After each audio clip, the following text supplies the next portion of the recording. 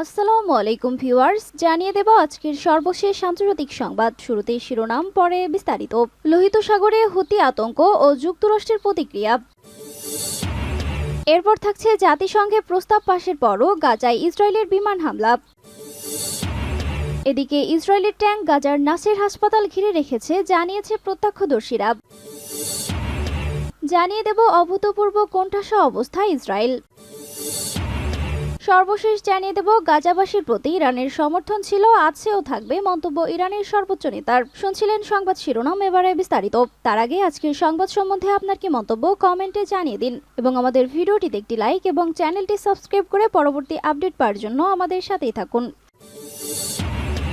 জাতিসংঘে প্রস্তাব পাশের পরও গাজায় ইসরায়েলের বিমান হামলা। অবরুদ্ধ গাজা উপত্যকায় ইসরায়েলের বর্বর আগ্রাসন বন্ধের দাবিতে জাতিসংঘ নিরাপত্তা পরিষদে প্রস্তাব পাশ হওয়ার পরও বিমান হামলা অব্যাহত রেখেছে দখলদার সেনারা। অথচ এই প্রস্তাবে দ্রুতই গাজা উপত্যকায় বিমান হামলা বন্ধের কথা বলা হয়েছে। ফিলিস্তিনি তথ্য কেন্দ্র বলেছে, ইসরায়েল মঙ্গলবার গাজার বেশ কয়েকটি এলাকায় বিমান ও কামান হামলা চালিয়েছে। ইসরায়েলি সেনারা আবাসিক ভবন এবং বাস্তুচ্যুত মানুষের সমাবেশে আঘাত আনে। এতে অন্তত 15 জন নিহত এবং কয়েকশো মানুষ আহত হয়েছে।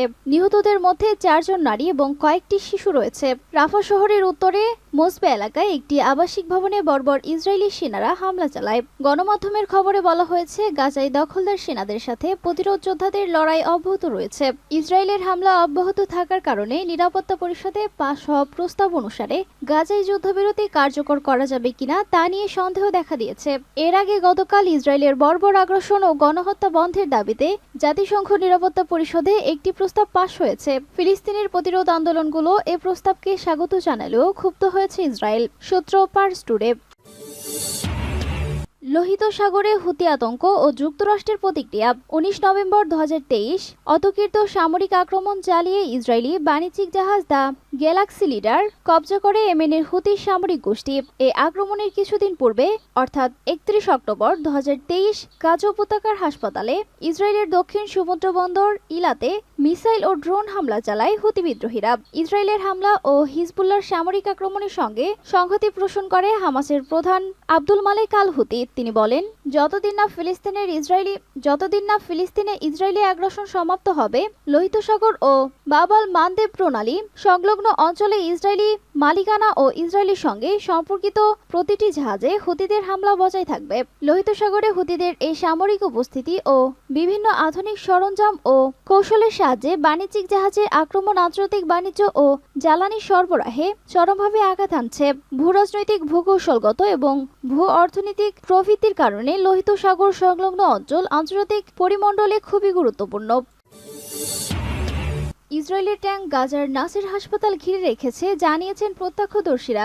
ইসরায়েলে কয়েক ডজন ট্যাঙ্ক এবং শাহজাহান মঙ্গলবার থেকে গাজার খান ইউনিসের নাসের হাসপাতাল ঘিরে রেখেছে। বুধবার প্রত্যক্ষদর্শীরা একথা জানিয়েছেন। এদিকে ফিলিস্তিনের রেড ক্রিসেন্ট জানায়, ইসরায়েলি সামরিক অভিযানের ফলে আরও একটি হাসপাতালের সেবা কার্যক্রম বন্ধ হয়ে গেছে। নাসের হাসপাতালের প্রত্যক্ষদর্শীরা এএফপিকে জানায়, দক্ষিণাঞ্চলীয় শহর খান ইউনিসের বিস্তীর্ণ কমপ্লেক্সে গুলি চালানো হচ্ছে, কিন্তু এখনো পর্যন্ত কোনো অভিযান চালানো হয়নি। হাসপাতালটিতে হাজার হাজার বাস্তুচ্যুত মানুষ আশ্রয় নিয়েছে। গাজার হামাস পরিচালিত স্বাস্থ্য মন্ত্রণালয় বলেছেন, ইসরায়েলি সৈন্যরা অভিযানের প্রস্তুতি হিসেবে এর আশেপাশে মর্টারের গোলা এবং সহিংস অভিযান পরিচালনা করেছে। মন্ত্রণালয় বলেছেন, হাজার হাজার বাস্তুচ্যুত মানুষ এখন হাসপাতালের ভেতরে রয়েছে। তাদের কাছে পর্যাপ্ত পরিমাণের খাবার এবং শিশু খাদ্য নেই এবং তাদের জীবন হুমকির মধ্যে রয়েছে। ইসরায়েলি সেনাবাহিনী তাৎক্ষণিকভাবে মন্তব্যের জন্য এএফপির অনুরোধের জবাব দেয়নি। উল্লেখ্য, গত 9 দিন ধরে ইসরায়েলি সৈন্যরা এই অঞ্চলের বৃহত্তম গাজা শহরের আল শিফা হাসপাতালে এবং এর আশেপাশে ভয়াবহ অভিযান চালিয়ে যাচ্ছে। তারা সেখানে 170টি ফিলিস্তিনি যোদ্ধাকে হত্যা করেছে এবং আরও শতাধিক গ্রেফতার করেছে বলে দাবি করেছেন সূত্র এএফপির। অভূতপূর্ব কোণঠাসা অবস্থায় ইসরায়েল। জাতিসংঘের নিরাপত্তা পরিষদে গাজায় যুদ্ধবিরতির প্রস্তাব পাশ হওয়ার পরদিনই ইরান সফরে গেছেন হামাস নেতা ইসমাইল হানিয়া। মঙ্গলবার ইরানের কর্মকর্তাদের সঙ্গে বৈঠক করেছেন তিনি। এদিন ইরানের সর্বোচ্চ নেতা ও পররাষ্ট্রমন্ত্রী হোসাইন আমির আব্দুল্লাহিয়ানের সঙ্গে বৈঠক করেন হামাস নেতা ইসমাইল হানিয়া। সেখানে তিনি বলেন, নিরাপত্তা পরিষদের প্রস্তাব প্রমাণ করেছে আন্তর্জাতিক অঙ্গনে ইসরায়েল অভূতপূর্ব কোণঠাসা অবস্থায় রয়েছে। ইসরায়েল এখন আন্তর্জাতিক আশ্রয় এবং সুরক্ষা হারাচ্ছে। হচ্ছে। সোমবার নিরাপত্তা পরিষদে আমরা এমন চিত্র দেখতে পেয়েছি। হানিয়া বলেন, গাজায় ব্যাপক গণহত্যা ও ধ্বংসযজ্ঞ চালানো সত্ত্বেও ইহুদিবাদী ইসরায়েল গত অক্টোবরে যুদ্ধের শুরুতে যেসব লক্ষ্য ঘোষণা করেছিল তার একটিও অর্জন করতে পারেনি। ইসরায়েল বৈশ্বিক সমর্থন হারাচ্ছে। সাক্ষাৎকালে ইরানের সর্বোচ্চ নেতা খামেনি বলেন, ফিলিস্তিনি জনগণ, বিশেষ করে গত 6 মাস ধরে ভয়াবহ ইসরায়েলি আগ্রাসনের শিকার গাজাবাসীর প্রতি ইরানের সমর্থন ছিল, আছে এবং থাকবে। আপাতমস্তক অস্ত্রে সজ্জিত ইসরায়েলি বাহিনীর অপরাধযজ্ঞের সামনে গাজাবাসী ঐতিহাসিক ধৈর্য ও অবিচলতা প্রদর্শন করেছে উল্লেখ করে তিনি বলেন, তাদের অটল অবস্থান ইসলাম ও মুসলিম বিশ্বের জন্য গৌরব ও সম্মান বয়ে এনেছে। গত 7 অক্টোবর হামাস ইসরায়েল যুদ্ধ শুরুর পর থেকে এটি হানিয়ার দ্বিতীয় ইরান সফর। প্রায় 6 মাস ধরে চলমান ইসরায়েলের সঙ্গে যুদ্ধে হামাসকে সমর্থন জানিয়ে আসছে ইরান। এই যুদ্ধে গাজায় এখনো পর্যন্ত 32,000-এরও বেশি ফিলিস্তিনি নিহত হয়েছেন।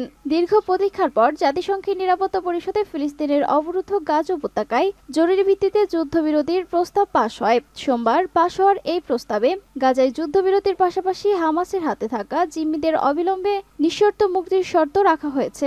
এই প্রস্তাবে ভোটদানে বিরত ছিল ইসরায়েলের সবচেয়ে ঘনিষ্ঠ মিত্র যুক্তরাষ্ট্র। তবে নিরাপত্তা পরিষদের বাকি 14টি দেশ প্রস্তাবটির পক্ষে ভোট দেয়।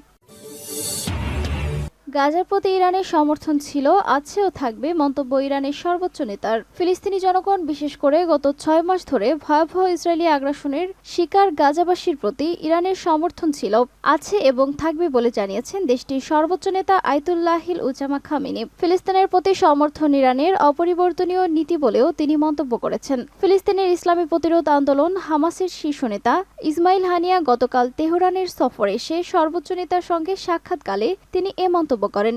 আপাতমস্তক অস্ত্রে সজ্জিত ইসরায়েলি বাহিনীর অপরাধযজ্ঞের সামনে গাজাবাসী ঐতিহাসিক ধৈর্য ও অবিচলতা প্রদর্শন করেছে উল্লেখ করে আয়াতুল্লাহ খামেনি বলেন, তাদের অটল অবস্থান ইসলাম ও মুসলিম বিশ্বের জন্য গৌরব ও সম্মান বয়ে এনেছে। ইরানের সর্বোচ্চ নেতা গত জানুয়ারি মাসে লেবাননের ইসরায়েলি ড্রোন হামলায় শহীদ হামাস নেতা সালেহ আল আরুরির স্মৃতির প্রতি সম্মান জানান। আয়াতুল্লাহ খামেনি তার সঙ্গে একাধিকবার আরুরির সাক্ষাতের কথা স্মরণ করে বলেন, ইসরায়েলি আগ্রাসনের মোকাবেলায় ফিলিস্তিনি জনগণের প্রতিরোধ আন্দোলনে আরুরি গুরুত্বপূর্ণ ভূমিকা পালন করেছে। সাক্ষাতে চলমান যুদ্ধে গাজাবাসীর প্রতি সর্বাত্মক সমর্থন জানানোয় ইরানের প্রতি কৃতজ্ঞতা জানান ইসমাইল হানিয়া। তিনি গাজা যুদ্ধের সর্বশেষ পরিস্থিতি এবং সেখানে সম্ভাব্য যুদ্ধবিরতি প্রতিষ্ঠা সংক্রান্ত রাজনৈতিক আলোচনার সর্বশেষ খবরাখবর ইরানের সর্বোচ্চ নেতাকে জানান। হানিয়া বলেন, গাজায় ব্যাপক গণহত্যা ও ধ্বংসযজ্ঞ চালানো সত্ত্বেও ইহুদিবাদী ইসরায়েল গত অক্টোবরে যুদ্ধের শুরুতে যেসব লক্ষ্য ঘোষণা করেছে তার একটিও অর্জন করতে পারেনি। সোমবার রাতে জাতিসংঘ নিরাপত্তা পরিষদ গাজায় অবিলম্বে যুদ্ধবিরতির আহ্বান জানিয়ে একটি ঐতিহাসিক প্রস্তাব পাশ করার পরদিন হানিয়া তেহরানের সফরে এলেন। নিরাপত্তা পরিষদের ওই প্রস্তাবকে স্বাগত জানিয়েছে হামাস। হানিয়া মঙ্গলবার সর্বোচ্চ নেতার সঙ্গে সাক্ষাতের আগে ইরানের পররাষ্ট্রমন্ত্রী হোসাইন আমির আবদুল্লাহিয়ানের সঙ্গে দেখা করেন। সূত্র পার্স টুডে।